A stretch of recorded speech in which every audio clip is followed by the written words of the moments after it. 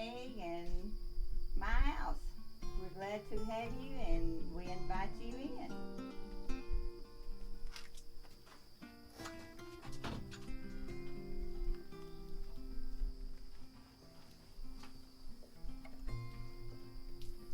Hello friends, welcome to my kitchen today. Today we're going to show you how I can green tomatoes. But first we've got to go outside and pick some. So let's go to my garden.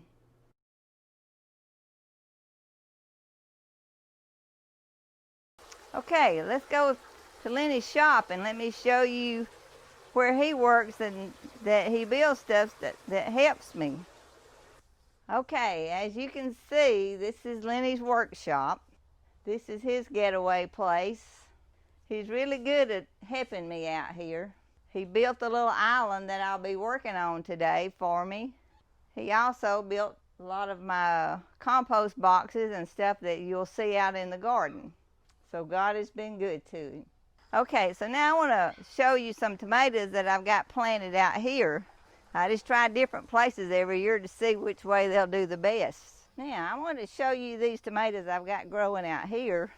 These are what you call Roma tomatoes. They're like a pear-shaped, and they're really used. They're good for sauces, salsa, and stuff like that. And these, obviously, are slicing tomatoes. These are that we eat. And because you notice by their size how big they are. See, they are really good tomatoes. So now let's go back to the back garden and get what we're going to use today in our canning session.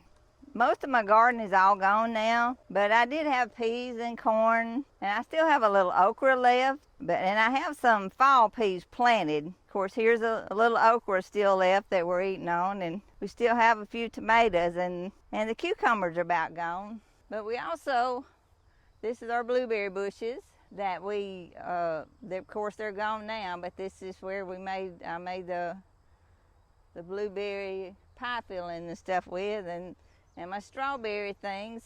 Lenny built these boxes and stuff for me.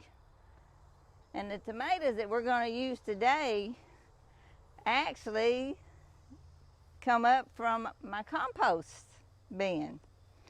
This, all my scraps from all my canning and stuff we throw in here, and it decomposes, and the seeds from the tomatoes and stuff come up. So we always have some great tomatoes that just come up volunteer in the compost. And we're using these today because of their size. So we're gonna pull a few of these. We're just gonna pull enough that we will have some for our demonstration. Okay, I think that'll be enough, so let's go back in the kitchen and get started on canning these green tomatoes. Okay, we're back in my kitchen now, so let's go get these green tomatoes and get them ready to can. So we're taking their stems off. I'm going to put them here and I'm going to wash my hands right quick. That's an important step because when you're canning, the sanitation is really good. You want everything to be sanitized, which I've already done over there. And we're going to wash these tomatoes. Then we're going to bring them back over here to the canning board. Now, I have to emphasize, home canning is something I've been doing for years. When you're doing it yourself, that I emphasize and urge you to do your own research. Never take anybody's word for it on how they do it, you know. So we're going to turn my jars over. We're going to slice these tomatoes in about a fourth of an inch thick, and we're going to just put them in our jars. These are real simple to do, so just have everything ready. Slice them and fill your jar up. Let's do this one.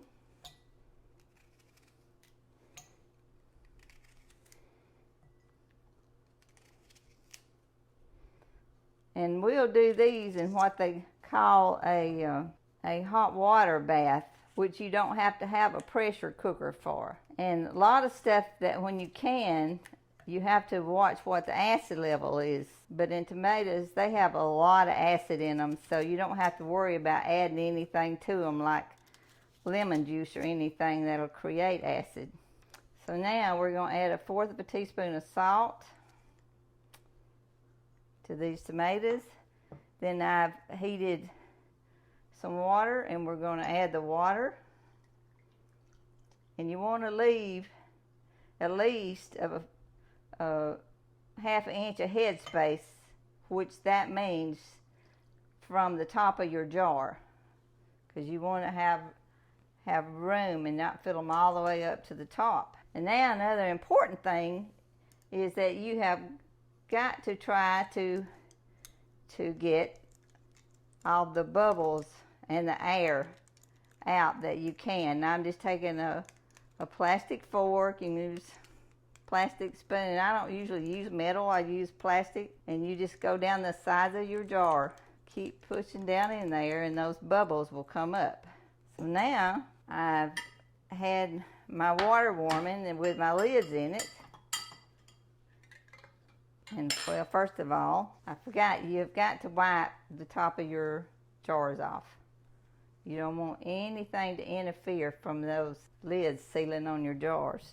So then you do your lids, you put them on, and you just want to tighten them just hand tight. You don't want them too loose, but you don't want them really, really tight either. So just kind of do it with your hands.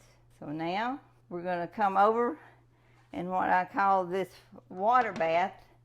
I'm just using this big pot for these, but they have a cold pack canners that are bigger, but just anything that's big enough that you can set your jars down in and the water will cover them. So you don't want your jars sitting on the bottom, you know, next to your heating element. So I always put a towel down,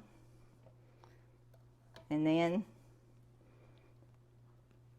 I'm just setting my jars just on top of that towel down there, and the water's covering. And all you do now is just turn it on and leave it on medium heat for about 30 minutes. And then you take it off the heat, and then you just take your jar handlers and just lift it up, and then you'll just put them out to cool, and you just want to leave them alone for about 12 hours, because that way you don't disturb the seal and it'll get set good, and then you're ready for winter. So this is what it will look like after it's finished.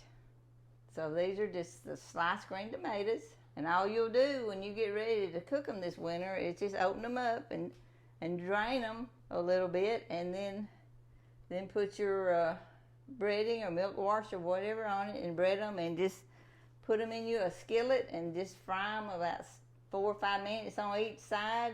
Flip them over, and this is what you will have. And I don't know if you've never ate a green tomato, I promise you will love them. My husband Lenny, he didn't like them either, but now he loves them. So wow, you have to try this. So don't throw any green tomatoes away, guys.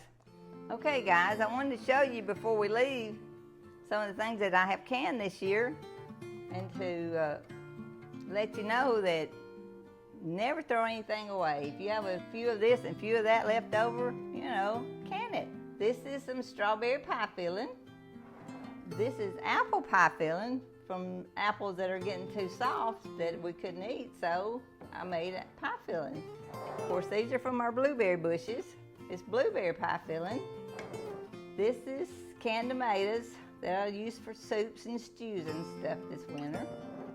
These are green beans, of course. Everybody likes green beans. And these again are some more of the green tomatoes that I've canned that will be great when we fry them up. These I have a dehydrator, and I also, some of my leftover fruit I'll dehydrate, and these are dehydrated apples.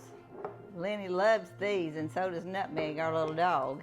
He can't get one unless she wants one. This is strawberry jam from our strawberries we had out there this year. And this is blackberry jam that we had from the berries I picked. And then blueberry. And this is some blueberry syrup that I made. Last but not least, these were some roasted peppers. So I just bought some colored peppers too to just make them pretty. So again, I thank you for coming into my kitchen, and I hope you have enjoyed this video. We plant and we harvest, but all of it will eventually pass away. Either we eat our harvest or it goes bad. We must then find ways to preserve our food to last us many years. However, God has given us something that will last forever. In Isaiah it says, "The grass withers and the flowers fall, but the word of our God endures forever." In the book of Matthew it says, "Heaven and earth will pass away, but my words will by no means pass away." What a blessing we've been given through the Bible. We can be sure that no matter what comes our way, natural disasters, pandemics, and spiritual attacks, we can overcome with the everlasting words of the life giver. For whatever was written in former days was written for our instruction, that through endurance and through the encouragement of the Scriptures, we might have hope.